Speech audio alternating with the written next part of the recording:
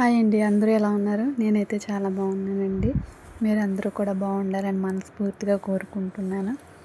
అయితే వీడియో ఏంటంటే blouse front పార్ట్కి ఏ విధంగా షేప్కి డాట్స్ ఏ విధంగా వేసుకోవాలి, అట్లనే ఇన్విజిబుల్గా ఎలా క్రాస్ బెల్ట్ స్టిచ్చింగ్ చేసుకోవాలనేది వీడియో చూసేద్దాం. వచ్చేయండి, స్కిప్ చేయకుండా ఎండ్ వరకు కూడా చూడండి, అప్పుడే మంచిగా అర్థమవుతుంది.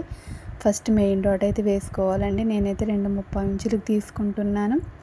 ఇలా మిడిల్లో ఫోల్డ్ చేసుకుని ఈ విధంగా క్రాస్గా అయితే వేసుకోవాలి. క్రాస్గా వేసుకుంటేనే మనకు మంచి ఫినిషింగ్ ఉంటుందండి. ఈ విధంగా సెకండ్ డాట్ కూడా చూసారా, ఇలా ఇలా నిలబడి చూడాలి డాట్ అనేది. ఈ విధంగా సెకండ్ డాట్ కూడా వేసుకుందాం. నేనైతే 3 భాగాలకు తీసుకున్నాను. ఈ విధంగా క్రాస్గా వేసేసుకోవాలి. థర్డ్ డాట్ అయితే 2 డాట్లు వేసుకున్నాక థర్డ్ డాట్ అయితే ఆటోమేటిక్గా మనకు కనిపించేస్తుందండి దారిలాగా. ఆ దారిలోనే థర్డ్ డాట్ కూడా వేసేసుకోవచ్చు. ఈ విధంగా 3 డాట్స్ వేసుకున్నామంటే మనకి ఫ్రంట్ పార్ట్ అయితే నిలబడి చూస్తుందండి, నీట్గా ఉంటుంది ఫినిషింగ్ కూడా. చూసారా, ఇలా కప్ షేప్ ఎంత నీట్గా వచ్చిందో. ఈ విధంగా కప్ షేప్ అయితే వస్తుంది.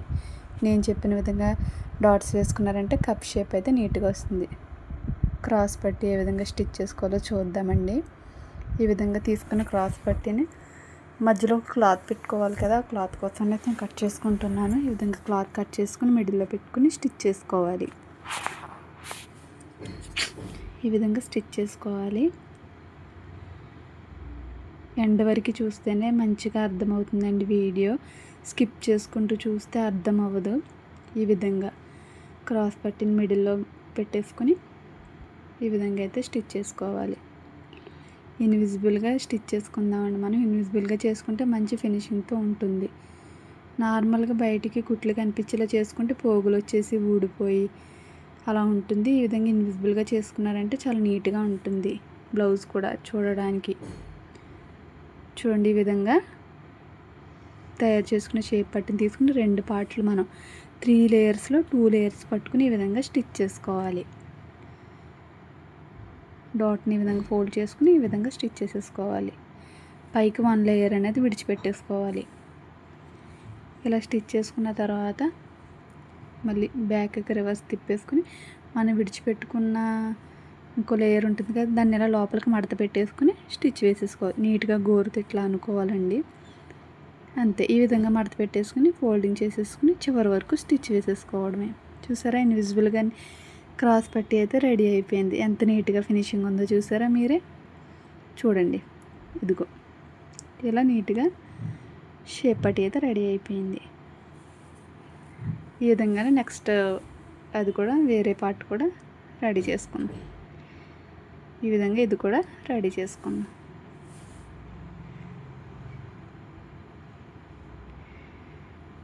ఈ విధంగా 2 పార్ట్లు రెడీ చేసుకుని హుక్స్ పట్టి కాజా పట్టి కూడా ఎలా వేసుకోవాలో చూసుకుందామండి.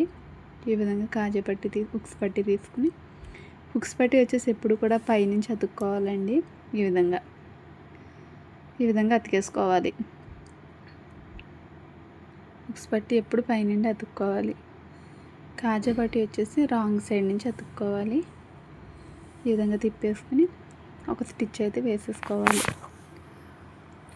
ఈ విధంగా స్టిచ్ వేసుకున్న తర్వాత పొడవుగా స్టిచ్ అయితే వేసేసుకోవాలి. స్టిచ్ వేసుకున్న తర్వాత మాత్రం మనకు వెనక్కి ఫోల్డింగ్ చేసుకోవాలి. అలా అయితే నీట్గా ఫోల్డ్ అవుతుంది ఫ్యాబ్రిక్ అనేది. ఇదిగోండి, ఈ స్టిచ్ వేసేసాం కదా, ఇలా ఫోల్డ్ చేసేసుకున్నామంటే నీట్ ఫినిషింగ్గా ఉంటుంది. ఓన్లీ సింగిల్ స్టిచ్ మాత్రమే పైకి కనిపిస్తుందండి ఇలా వేసుకుంటే. తర్వాత కాజా పట్టి కూడా ఎలా వేసుకుందామో చూసుకుందాము. ఇదిగో, ఇప్పుడు కాజా పట్టి వేసుకుందాము. కాజా పట్టి తీసుకుని రాంగ్ సైడ్ నుంచి మాత్రం కాజా పట్టి ఎప్పుడు కూడా రాంగ్ సైడ్ నుంచి వేసుకోవాలండి. బండ గుర్తు పెట్టేసుకోండి, కాజా పట్టి ఎప్పుడు రాంగ్ సైడ్ నుంచి వేసుకోవాలని. ఈ విధంగా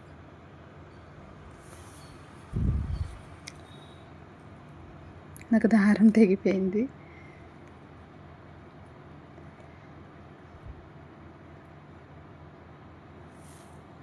రాంగ్ సైడ్ నుంచి వేసుకుంటేనే కాజా పట్టి కూడా మంచిగా లుక్గా ఉంటుందండి. రైట్ సైడ్ నుంచి అయితే కొంచెం కుట్లు వేసేటప్పుడు అటు ఇటుగా అవుతాయి, అందుకని రాంగ్ సైడ్ నుంచి వేసుకుంటే ఫినిషింగ్ బాగుంటుంది. చూడండి, ఇది ఈ విధంగా ఫోల్డ్ చేసుకుని ఈ విధంగా వేసుకోవాలి.